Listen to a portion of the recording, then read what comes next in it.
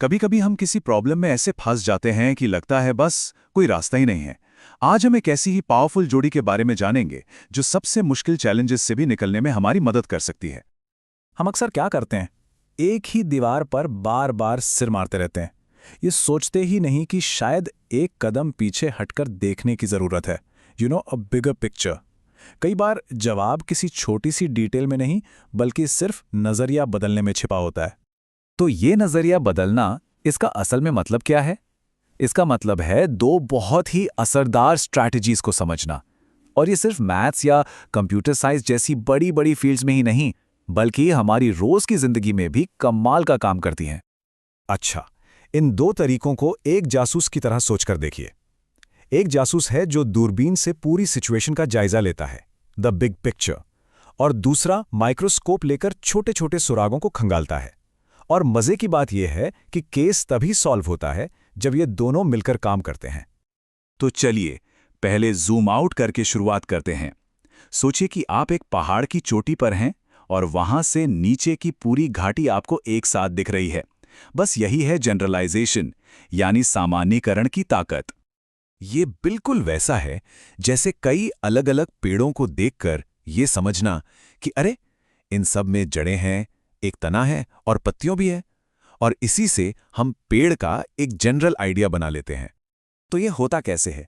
सबसे पहले हम अलग अलग एग्जाम्पल्स को देखते हैं और उनमें एक पैटर्न ढूंढते हैं। फिर उनमें जो कॉमन बातें हैं, जो उन्हें जोड़ती हैं, उन्हें पहचानते हैं।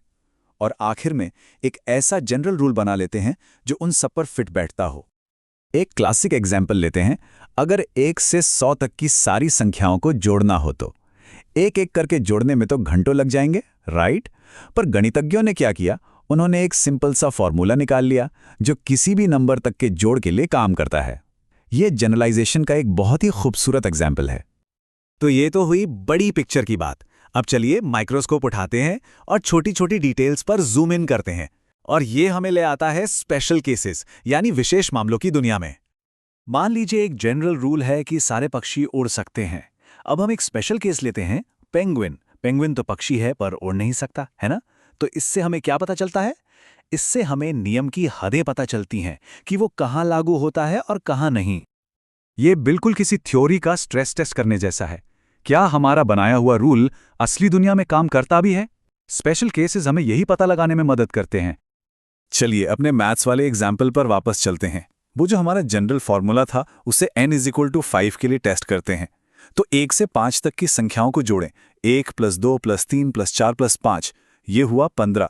और मजे की बात यह है कि हमारा फॉर्मूला भी बिल्कुल यही जवाब देता है। इससे हमें अपने जनरल रूल पर भरोसा हो जाता है कि हाँ, ये सही काम कर रहा है। तो अब हमारे पास एक दूरबीन है, हमारा जनरलाइजेशन, और एक माइक्रोस्कोप, हमारे स्पेशल केसेस।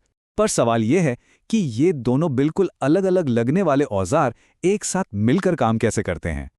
इसे एक टू वे स्ट्रीट की तरह समझिए। जनरलाइजेशन हमें छोटे छोटे उदाहरणों से एक बड़े जनरल रूल तक ले जाता है, और स्पेशल केसेस हमें उस बड़े रूल से वापस एक छोटे स्पेसिफिक उदाहरण पर लाकर उसे टेस्ट करने में मदद करते हैं। तो सबसे ज़रूरी बात यह है कि ये दोनों एक दूसरे के दुश्मन नहीं हैं, बल्कि ये तो डांस पार्टनर्स की तरह हैं, जो एक दूसरे के साथ मिलकर हमें प्रॉब्लम की गहरी समझ तक ले जाते हैं। देखिए, प्रोसेस अक्सर एक छोटे से स्पेशल केस से ही शुरू होता है। जैसे हमने देखा कि 1 + 2 + 3 = 6 होता है। अब इस छोटे से एग्जाम्पल से हमें एक पैटर्न का हिंट मिलता है, और उसी के आधार पर हम एक जनरल रूल बना लेते हैं, एक तरह की मास्टर की जो किसी भी नंबर के लिए काम करे। और फिर हम अपनी इस मास्टर की को एक नए ताले पर आजमाते हैं, मतलब एक और स्पेशल केस लेकर, जैसे n = 5।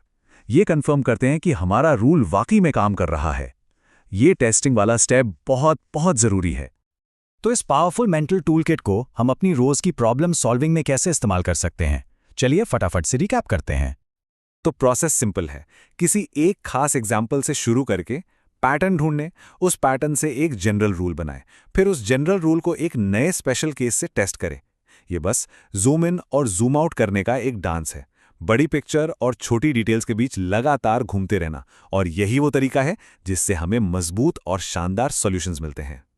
तो अगली बार जब कोई बड़ी चुनौती सामने आए तो एक पल रुककर सोचें क्या एक छोटा सा सुराग है जो पूरी गुत्थी सुलझा सकता है? क्योंकि कभी-कभी सबसे बड़ी समस्याओं का ताला एक बहुत ही छोटी सी चाबी से खुलता है।